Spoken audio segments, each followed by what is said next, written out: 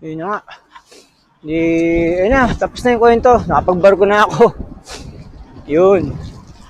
Ganun yung nangyari. Okay, maganda yung naging buhay. Kasi nga, naging sustainable ka, kaso ang kapalit nun.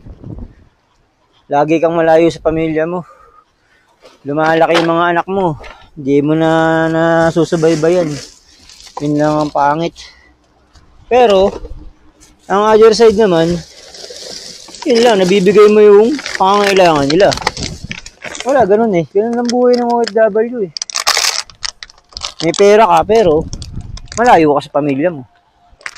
Diba? Nasa matagal din ako halos ng barko. Higit 15 years din ako bago nakakarating nagbarko. Tapos yun, nakarating na nga ako dito.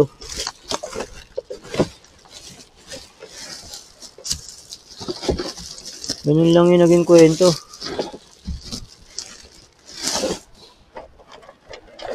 Kaya ako, relate na relate ako sa pagiging OFW.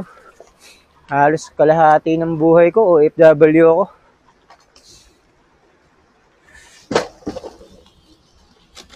Kala nila, putya, tumatabo ka ng pera eh. Ang ina, di nila alam yung hirap mo. Masakit pa niyan, yung mga yan, pag di mo na pagbigyan, putang ina, tingin sa'yo, damot mo. Alam mo yun, mayabang ka na.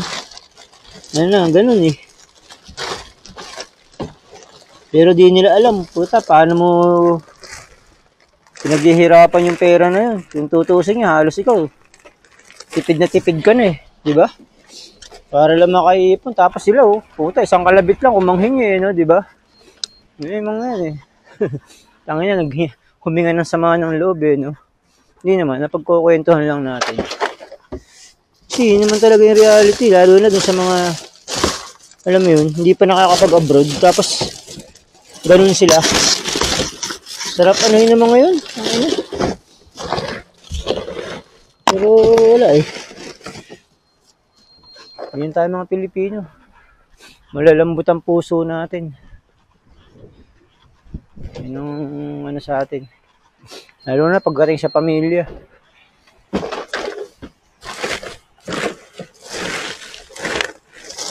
Kaya ako, hindi ako nagtataka dun sa iba. Yung mga talagang umabot ng 40 years, 30 years abroad. Tapos pag uwi, mga walang ipon. Hindi ko sila masisisi kung bakit nangyari sa kanila yun. Kasi, wala eh. Ginusto naman nila yun eh. Ako, totoo lang. Ayoko maging ganun, pero wala eh. Wala rin akong choice. Alam niyo yun. Kahit na madaling sabihin na, tangin na, ano yung mga yan? Basta pamilya mo yan eh, matitiis mo ba? Di ba? Yun ang ano rin eh. Madaling sabihin sa iba yun, pero pag nandun ka sa sitwasyon na yun, mahirap ipaliwanag yun. Tayo na, ano ka, para lang sa pera, di ba? Kaso nga lang, kung minsan, alam mo yun, halos nasasakripisyo mo na rin yung sarili mo. Sobrang nagtitipid ka rito, para lang mayroon kang ipadala. Hirap, no? Ang drama, oh. Hindi, ano lang yun, kwentuhan lang, pero pucha, totoo yun. Ay na, sana kung sino makarinig nito, makapanood. Sabi na, yung kwento ko na yan, totoo yan. Lalo na yung mga OFW, alam nila yan. Kaya sabi ko nga iba-iba tayo ng sitwasyon sa buhay. Kung sa'yo, applicable yun, sa akin hindi. Diba? Sa akin, applicable yun, sa'yo hindi. Ganun lang kasimple yun. Hindi mo pwedeng ikumpara yung mag-ipon ka, ganun ganito. Madaling sabihin yan. Pero pagka, putya, magulang mo na, o kaya, di ba? Ay sabihin mong pilitin mo makaipon. Wala kung nakikita mo yung sitwasyon nila, na talagang alam mo yun, paano gagawin mo? Di ba?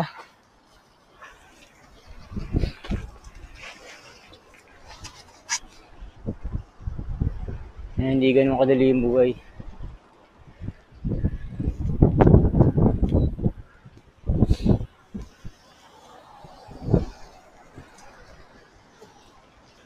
Pwede mangyari yan, tangin na. Huwag ka magparamdam sa mga kamag-anak mo, makakaipong ka. Di ba? Huwag ka magpadala. So, yung sabi ko iba-iba tayo ng sitwasyon sa buhay. Correct nyo na lang ako kung mali ako sa mga sinabi ko.